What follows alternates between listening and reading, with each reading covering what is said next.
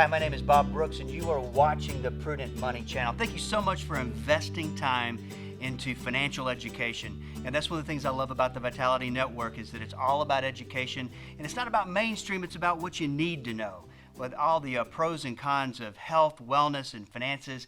And that's what we talk about here on the Prudent Money Channel is how to get to be a more effective when it comes to money and finances. And one of the things that I focus a lot on when it comes to my radio show, Prudent Money Radio Show, is that people need to be tracking their spending. They have to have a spending plan. In fact, I did a teaching course on why I think that is one of the key causes of financial stress is the fact that people just really don't know the details when it comes to what they're spending. Now, if you've got debt, or if you want to be saving more, you got to figure out where that money's going to come from. And so what I wanted to talk about today was the 7 areas of spending you should audit for financial waste. You know, I've gone through this process in my own life, and I got to tell you that it's almost embarrassing when I went through it to see where I was wasting money, things that I was subscribed to that I don't even read anymore or use anymore.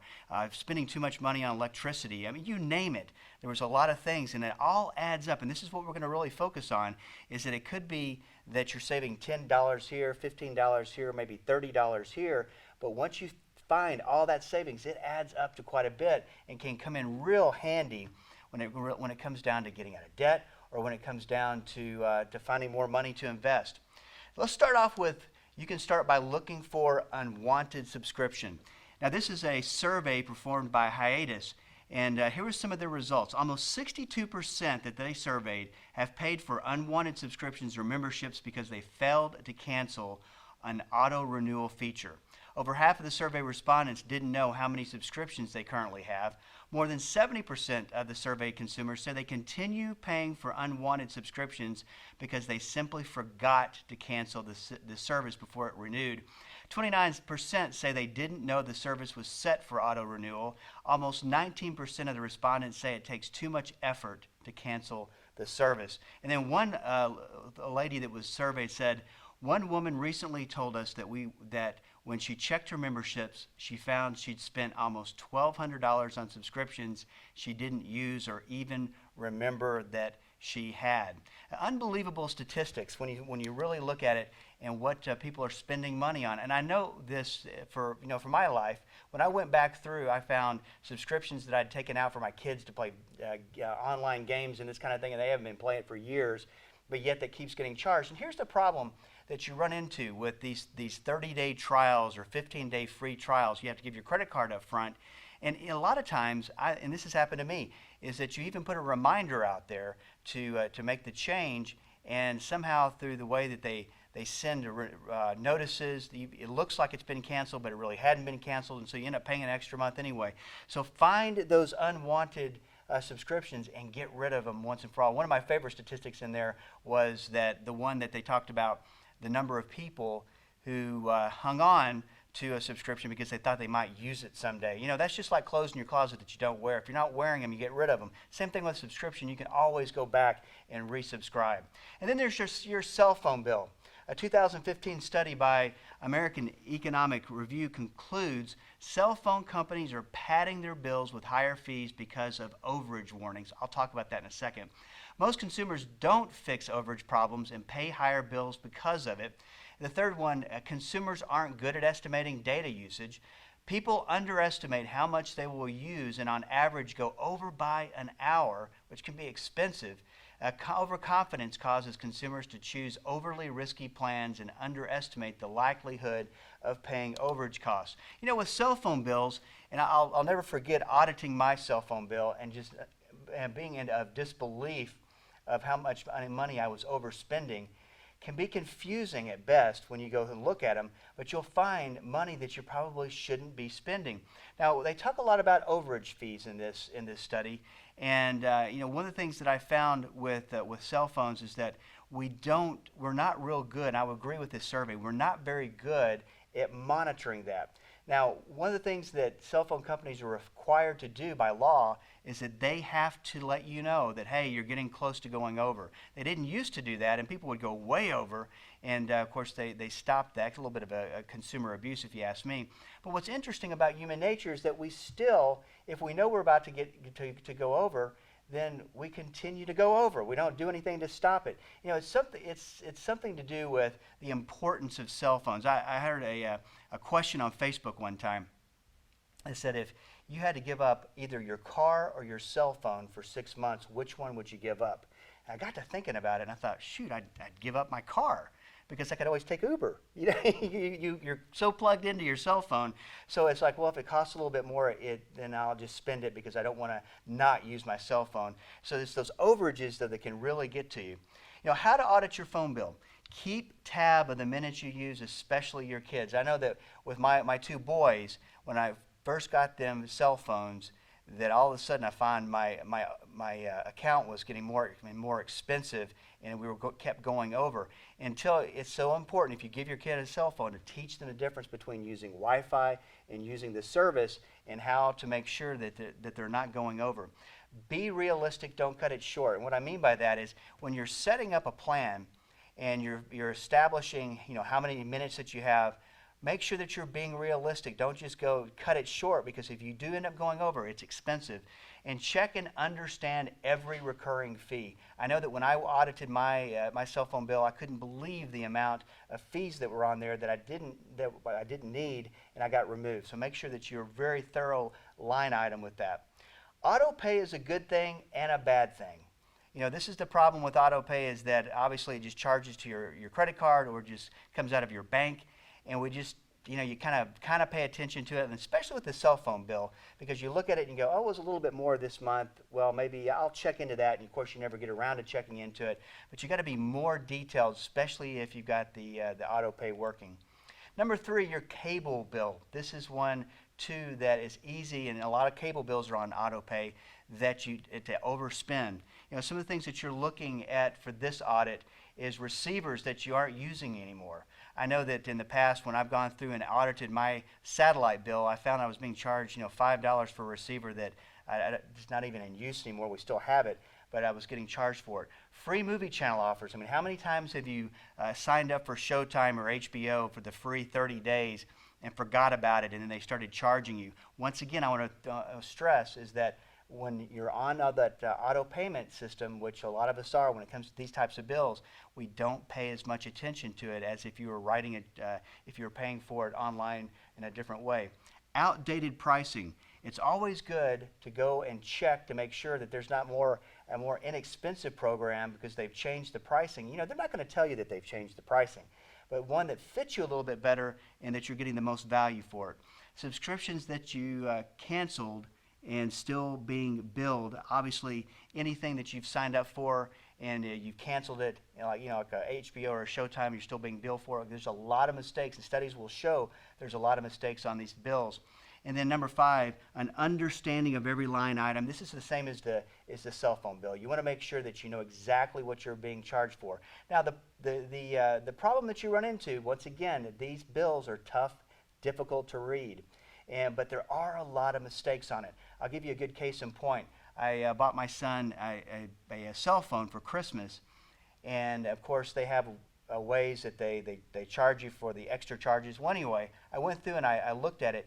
There was over $400, obviously this got my attention, there was over $400 of charges that shouldn't have been there. They do make mistakes. Number 4 is your electricity bill. Are you shopping your electricity at least once a year? You should be if you're not. In Texas, and this applies to Texas, you have the choice of electricity providers, and there's a big competition for electricity providers. And you should be looking at this every 12 months. You go to a site called powertochoose.org, you plug in your zip code, and all these providers will come up, and you can choose from them. What to look for? Energy is measured by kilowatt hours, and so what you're looking at is the cents per kilowatt hour. Now, you're looking at the length of contract, whether it's a 6-month, 3-month. I'm pretty biased towards the 12 months. I think 12 months is a good time. Fixed cost or variable cost? Does that cents per kilowatt hour, does it fluctuate up or fluctuate down, or is it fixed? I like the fixed. Know your average consumption ahead of time and compare to the pricing bands. Now, what I mean by that, used to, these services were a lot easier to understand. they would just have per kilowatt hour. Now they have it in bands. So if you use 500 to 1,000 kilowatt hours, it costs this. If you use this to this a number of kilowatt hours to this amount of kilowatt hours, it costs this. And so you really have to get in there, which is not always easy, and average it out to see what is the better deal based on your usage. Reminder of renewal date. This is important too. Once you sign up for a plan, make sure that you star it on your calendar. This is coming up for renewal, because they don't tell you. And what ends up happening, this happened to me one time, is that I was paying this great low rate, and then all of a sudden it renewed and doubled in price. I ended up losing $200 or $300 because I didn't have a reminder. Are there any other fees? These plans are loaded with fees. Some plans have some fees, some plans don't. You want to make sure that you're reading the fine print. What's the cancellation fee in case it doesn't work out and you want to get out? You want to be comfortable with that. And then the special offers, hardly ever a good deal. Now there's one electricity provider that markets these deals. So if you sign up for their plan, then you get this benefit. And one benefit that they market is if you sign up for a 12-month contract, you get the 13th month free, and you think to yourself, well, that's a pretty good deal, a free month of electricity. But they always market it the time of year where that 13th month lands on April. And April is the mildest month of the year. This is the one month of the year that you use probably the less electricity, and that is your free month. And they do that on purpose. Now, if you look at what they're charging you per kilowatt hour, you're realizing that you're spending way more than you're saving in that one free month of low energy usage. They also have another commercial where you can get a signed football by a Dallas Cowboy, and you get to go to a meet and greet. So I figured it out. I thought, okay, if I sign up for this with this higher per kilowatt usage versus the better deal I could get with no free football, then I'm going to save this amount of money over this contract during the year. And you could take some of that savings. And I thought, what if I went on eBay and looked up what an autographed football would cost? And you still saved tons of money even after buying the football. So be careful of the special offers. They're really not that good of a deal. Audit your home and car insurance. I think this is extremely important as well. And I say this with a caveat. To give you a good example, I've been with the same company since I was 15 years old. And I've been with the same agent now for 20-something years. I know I overpay for home insurance and car insurance. At the same time, my experiences with this agent have been superb, and this guy always takes care of me. And to me, I put a value on that, so I don't mind overpaying. But if you don't feel like you've got that relationship, and you need to go out and price these things and make sure that you're not overpaying, where you can save some money on home and car insurance. Audit your interest rates. This is something, a couple of these probably you think about, others you don't. Your car, for instance. A lot of times people are paying way too much interest for their car loans. I'll give you a good example. Had a friend go into a BMW dealership, sit in the finance office. I know he's got good credit. And the guy comes out and says, the best we could do based on your credit is 4.5%. And even then, to historical standards, that's pretty low. And so he's telling me about this, and I said, you can go refinance that at 2%. And get the lower interest rate. Cut your rate more than half. And the amount of money that you save in interest is it's worth doing. So check your car rate, your car loan. Make sure you're not overpaying. Credit cards. We live in a day and age where these credit card companies are issuing credit cards to people with great credit, and they're still charging them 14%. And what I found on average, and it's the big banks that are doing it, that the going rate for good credit is typically 6% less than what these big banks are charging today. So if you have good credit, don't settle for these high interest rate credit cards. And then finally, your mortgage rates. This is a big, big cost. And this is where it makes sense to have a good mortgage consultant on your team, someone you can trust, because you can get them to look at the cost of the refinance. You can get them to look at what you're paying now, what you could pay, and see if it makes sense. Remember, mortgage consultants are in the business to sell mortgage loans. It's a sales process for some. It's a consultant's process for others. Make sure that you sit down with a good consultant and audit that and make sure that you're still at a good rate. Other overlooked expenses. Are you paying more than you should for a gym membership? A lot of times you'll go in and your situation will be such that you're paying this amount of money for a gym membership, and then through the years things change and you're way overpaying for a gym membership, or the gym membership has gone up so much, you should be looking at other gym memberships. So that's one of those auto pays, and we don't pay a lot of attention to it. So check that out. Are you properly bundled? Now, what I mean by that is simply, are you getting your internet, your cable or satellite, and your phone from the same, and alarm from the same place? Typically, when you get all those services from the same company, instead of having different companies, you can save money, and it's worth doing and worth looking into. Are you overpaying for your long distance? When's the last time you looked at your long distance plan to make sure that it's relevant, that it is a good deal? And then finally, do you need your landline? So many people are still with a landline. They're overpaying for what they could be paying for is an internet-based phone that works just as great.